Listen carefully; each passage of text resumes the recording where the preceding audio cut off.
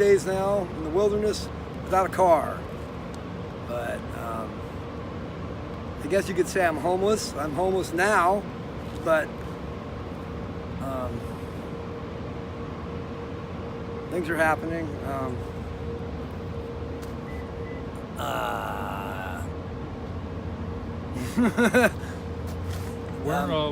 Where did you grow, Ron? Whiskey Hill, Oregon. Yeah. The So only when one. did you start living in your car? I've been living in my various cars for I don't know how many years. My girlfriend died in 2000. I lived with my dad on a farm. He died November of '84. We stuck it out another 8 years. We had about 13 acres, apples. We had he milked cows and worked up at the primate center in Beaverton. And then he had 700 hours sick time accumulated when he had cancer. And he went to the wrong hospital and 4 months of different viruses and bacteria in him and gone. And when they did the autopsy, there was no cancer in him. But he accumulated 700 hours of sick time. And he hand milked cows twice a day and worked a full-time job. And then we had the farm. And it was but I was in an auto accident when I was 4. So my head was kind of scrambled, and so I didn't like to do work. I tried to get out of work because there was work to do, but it's hay. There was 2.5 hours with a push mower to mow the lawn. Then we had leaves, and then we had apples, and so then he pruned, and then we got a cider press, and then we made cider. My dad and then I picked night crawlers. I dropped out of high school in March of '78, decided I didn't want to get up early to go to school, and I didn't want to go to work.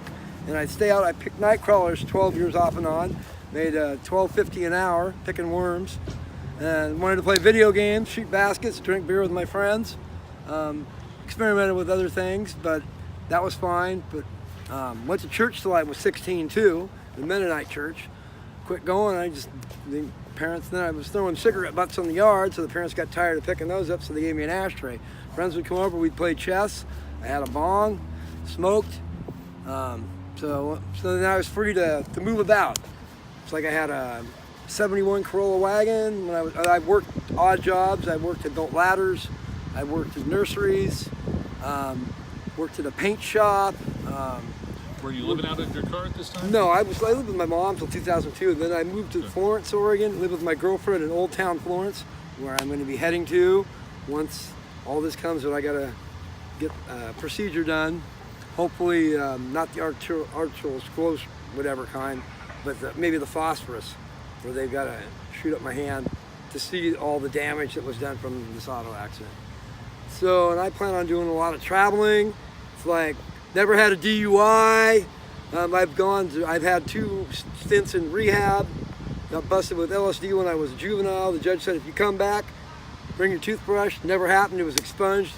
94, I lost my job. I worked 4.5 years at Custom Line Shower Door, Glass and Mirror. Cut, sanded, drilled shower doors, built frame mirrors, big mirrors. We were doing a Street of Dreams houses and bathrooms. So I worked as a helper, installer's helper. That got to be pretty crazy sometimes. Pretty big mirrors, glue up mirrors, neo mirrors. Then I cut job packages, wrap job packages. So if you made a mistake, it's they go, who cut this or who wrapped it, and to double check it. And so then I did the metal and glass inventory every month. But if the foreman was come on, aren't you done yet? Why aren't you done yet? It's so faster and faster. I tried to work faster, and I realized that wasn't working. But I loved that job, so I still got those skills in my head, how to use a tape measure and all that. What do you want to do next? Travel. It's I can get my disability. So I got a file like this, but I'm like Larry Bird. It's shooting hoops. I don't jump through hoops and this horse and pony crap. It's gonna be one time from 25 feet and swish. It's and it's my brother's house number is what I heard. So I had bells going off. I highly recommend if you get into an auto accident to look up the fishing lawyer, fishing attorney. When he's not being a lawyer, he's fishing. And his best friend is a disability attorney. He had a nice big group of he was a cool guy. So where do you stay right now? I've got a camp about a mile out of town. It's I walk about 6-7 miles today. What do you do during the day? Look for cans, but my feet, I've got like blisters. My brother's, we're talking about, it's like I'm gonna be set. So I've already got my car picked out. Sure. And so if you could tell people out there one thing about your life that's significant, what would it be?